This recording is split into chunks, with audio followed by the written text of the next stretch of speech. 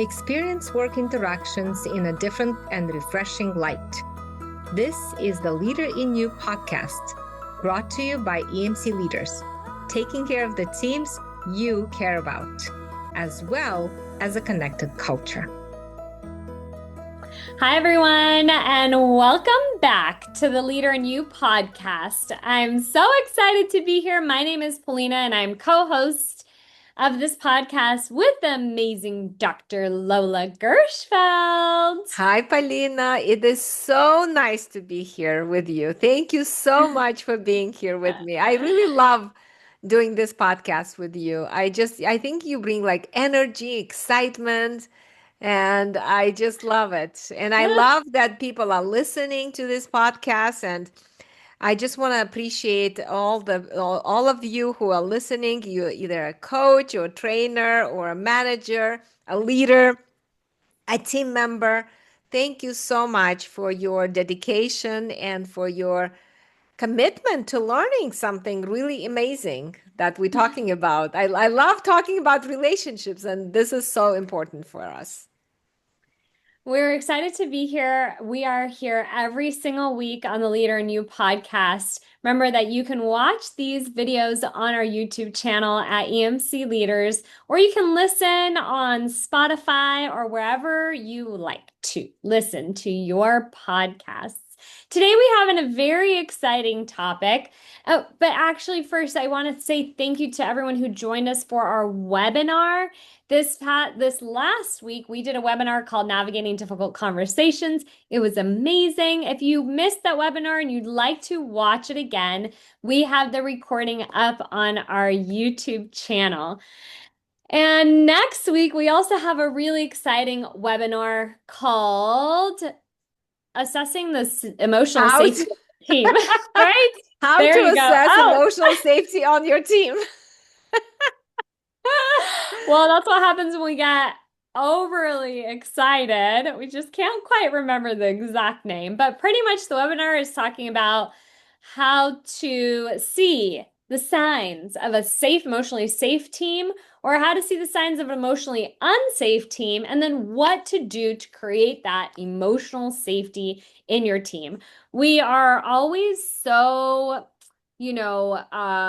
focused on physical safety in the workplace and in our environment. We don't really recognize that emotional safety plays such an important role, whether we feel like we can thrive or we are just surviving. So we're going to do an in-depth view of what that looks like. So you join us. It's a free webinar. Go to our website, emcleaders.com, for more information, or you can comment down below, or you can message us at Polina@emcleaders.com or Lola@emcleaders.com to register for the webinar. All right, let's get to it. Today's conversation is going to be so good.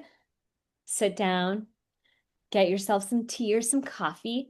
We're about to get deep into some good stuff today. All right, share with us what we're talking about today. Well, talking about emotional safety, and it's another term of psychological safety. Have been coined for a long time, but thinking about emotional safety in your conversations, in our process, one of the steps that we do when people feel disconnected or when they are trying to repair the connection is we want them to share their vulnerability with each other. It's easy for people to talk to a coach or to a third party or to the HR manager. But what we really want is we want people to turn to each other and share what has happened, how they impact each other, and what's going on.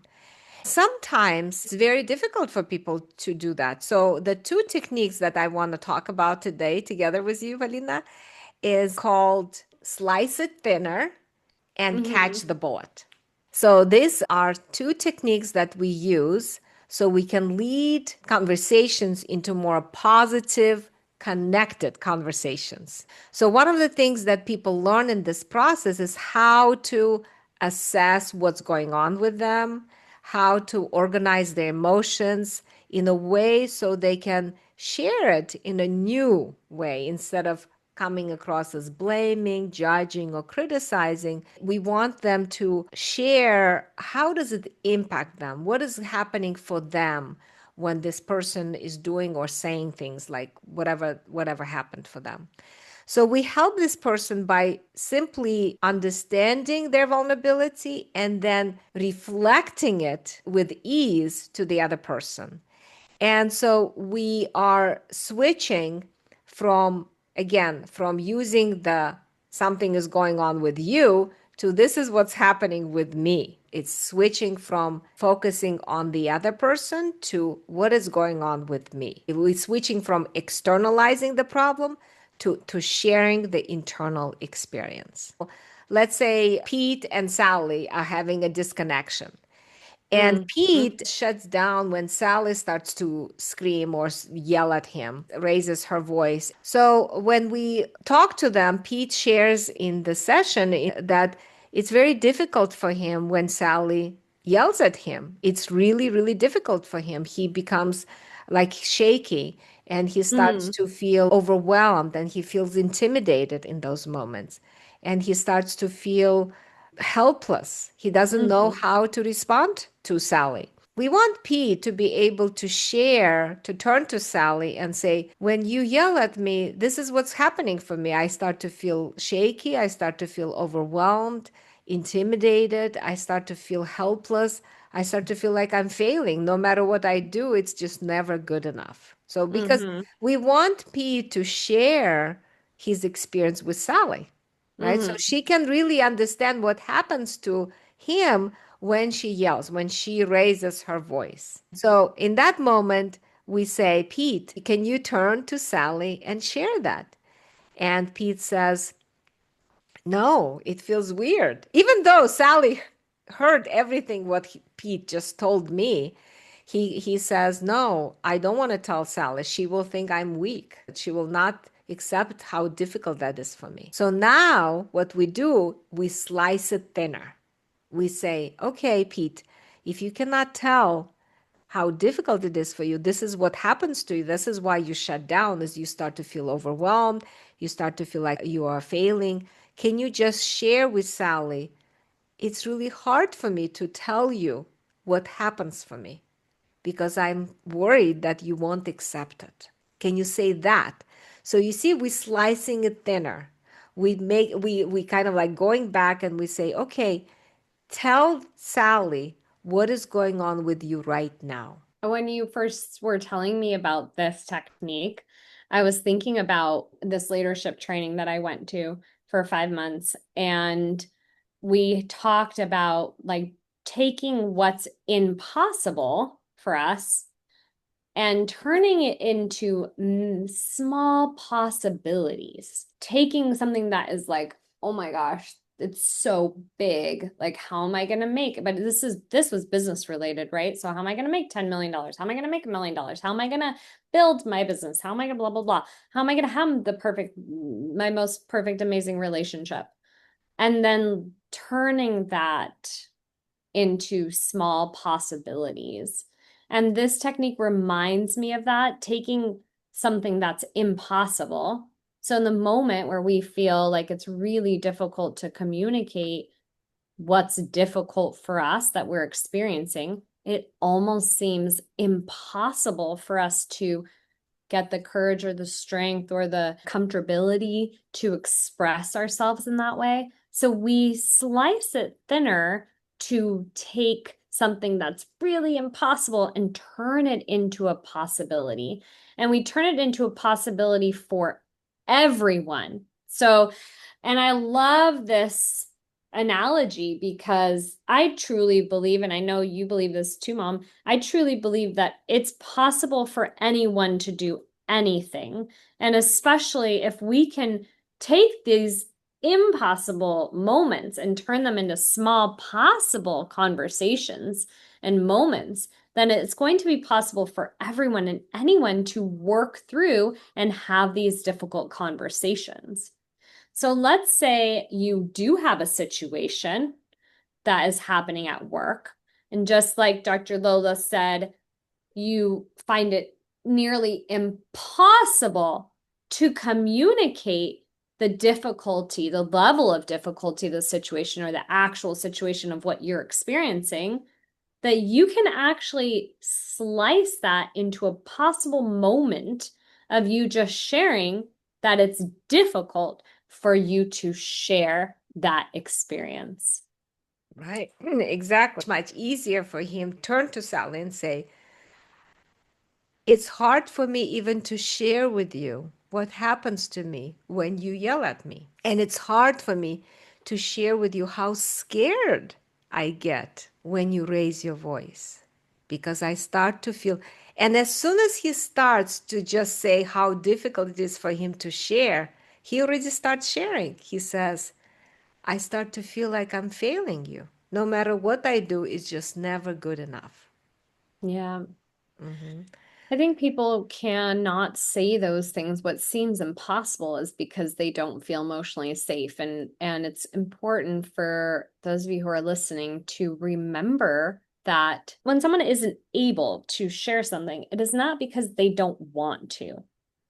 Even if we think we want to be alone, we don't want to share our feelings, we want to keep all those things to ourselves. It's not because we actually don't want to do it. Or even when they say, I don't care, I hear that a lot because I have 5 kids. When they get triggered, they say that a lot. It's actually quite the opposite of that, is that they do want to be able to share those things. They just do not feel safe enough or they don't even know how to share those things. So that is really like rewinding the entire experience for us and slicing it thinner to be able to take something that's very impossible for us or seemingly impossible for us and make it turn it into a possibility. Exactly. And I like what you're saying that sometimes we don't even know what's happening with us. So, with this process, what I love about it, it really gives us tools to really go slow because the whole point of learning how to tune into ourselves is to slow things down, to organize. And when we have the language to really say, like what Pete was saying, I get intimidated, I feel shaky inside. I feel Mhm. hurt. I feel Mhm. overwhelmed and failing. That's big, right? That is already clarity on what's happening with Pete when Sally yells. Well, I just also wanted to kind of relate back to how we try anything that's new for us or that we are unsure about or that we have fear about. It's like you step a little bit closer to it to test and see if it's safe enough to go in. So, for example, we live in Hawaii. And so we went on a waterfall hike the other day, and it was like before the kids jumped off the cliff, they were like in the water swimming to see. Well, first they touched the water a little bit with their toes to see what is it cold? Is it too cold for us to go in? Is it cold enough where we can handle it? Well, is it hot enough to go into the cold water? And then once they go, who's going with us? Are we doing this together? Are we going alone? Oh, Uncle is with us. So, and he's got a snorkel mask actually. And why does he have a snorkel mask? So we can put it on and check and see under the water. Is it deep enough for us to jump off the cliff? Can we all go in? Can we handle jumping off the cliff without hitting any rocks while we go down? So, all of these things we don't actually think about doing, we do in an automatic way to protect ourselves because of our past experiences, our experiences as we've grown up into adults. So, when you have these kinds of conversations in the workplace, it is the exact same thing. And especially if you're new at these kinds of conversations, or this is just like so foreign to you. And it just is like, oh my gosh, I've learned for so long to keep my emotions in. I've learned for so long to keep the emotions out of the workplace. I've learned for so long my feelings are not valid. You really have to touch this topic and these kinds of experiences like you would be testing the waters to see if it's warm enough to jump in. So that first statement of it's really difficult for me to even have Share. Yeah, conversation or to share. share. Yeah, is like kind of stepping into the water and saying, "Ooh, it's really cold. Can I take, do I have the courage? Can I build my emotional bandwidth to have a conversation like that?" And this is where, yeah, we really learn how to be there also for the other people that are struggling in the conversations in the workplace, because we can say, hey, yeah, come on, try. The water is warm, and we are going to go search down under together. And I love what you're saying, that testing the water. I remember working with this bank, and the bank executive says, after our sessions, I really realized that my people want to be connected with me. So Yeah. I now, he said, every time I have a meeting, I have this mindset. I have a shift in my mind. And I look at them differently because they want to be connected with me, and I want to be connected with them. Mm-hmm. Right. So now it's going to be, how do we create that emotional safety where we can have that connection, where we can have those conversations? So slicing it thinner is one of the techniques. The Okay. second technique And the is, second technique is called catch the bullet. mm, Okay, catch the bullet is basically saying, let's say, for example, going back to that example of Pete and Sally, Pete shares his vulnerability with Sally, and she might respond saying, like, no, I don't believe this. What are you talking about, Pete? That you're getting overwhelmed or you're getting shaky? Are you kidding me? How am I supposed to talk to you any other way mhm. if you're not responding to me? I'm asking you to send me, to respond, and you're not responding. What do you want me to be nice to you? Right? She's like, she is going after it. She is basically saying, like, I don't trust it. I don't trust that it's shaky and difficult for you when I yell. If you would just respond to me, I would not yell. Right? Like, ouch, that hurts. Right? That's like, did you feel the bullet? No, right now? When she's like, what do you mean? Right? It's like she's got, like I tell the kids too, like, oh, you guys have your weapons out. Yeah, Your exactly. weapons down. Put your Exactly. weapons down. We're on the same team. You have your Exactly. weapons out. You're shooting each other. Yeah, so we want to catch the bullet, and we want to slow it down. We want to say, wait a second, what just happened? Right? I What think I just think it's good to say, "Ooh, I'm catching the bullet. Yeah, catching the Catching the bullet. bullet." Yeah, it's good Right? to say. And I like what you're saying, like, oh, put your weapons down, right? You're catching Mhm. also the bullet. You're recognizing what's happening. Yeah. Because in the moment, people not even aware what Yeah. they're doing. But it's also we recognizing that they are getting so scared, overwhelmed. Like Sally, for example, doesn't want to feel like it's her to blame. She's Hmm. causing Pete to shut down. She wants to know that somebody gets her pain, Right. that how difficult it is for her when he shuts down, when he doesn't respond, Yeah. how much anxious she feels, how much, her rocket gets all fueled up when he doesn't Hmm. respond and she feels completely alone. So we want to validate and normalize also. It's hard for Sally to be alone in those moments when Pete doesn't respond. Hmm. I Right? love So this. yeah, I so love we these. want to catch the bullet.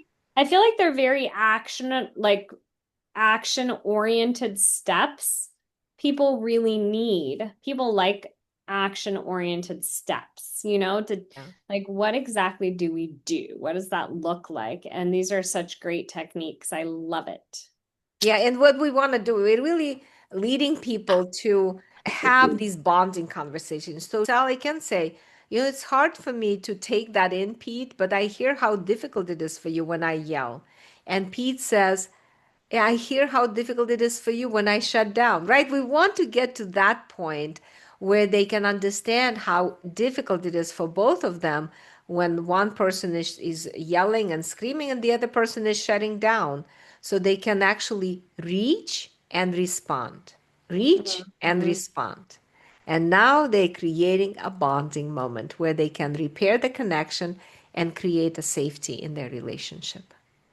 Yeah, and I think people reach and react. That's what happens. in situations where they don't have the ability to respond. Well, So I think they go attack and then the other person responds.